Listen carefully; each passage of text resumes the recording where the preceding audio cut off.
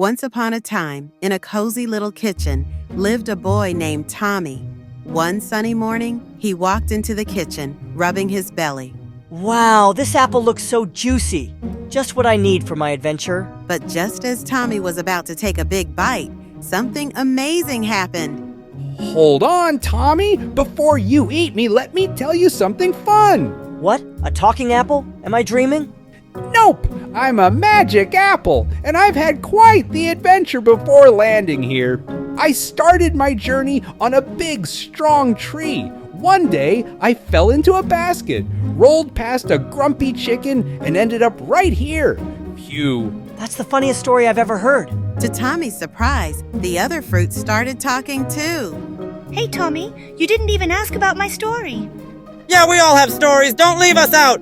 Okay, one at a time. Tommy listened to the fruits and learned something special. See, Tommy, every fruit is special.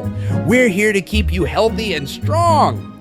I promise to enjoy my fruits and never take them for granted. From that day on, Tommy always treated his fruits with love and maybe a little bit of curiosity too.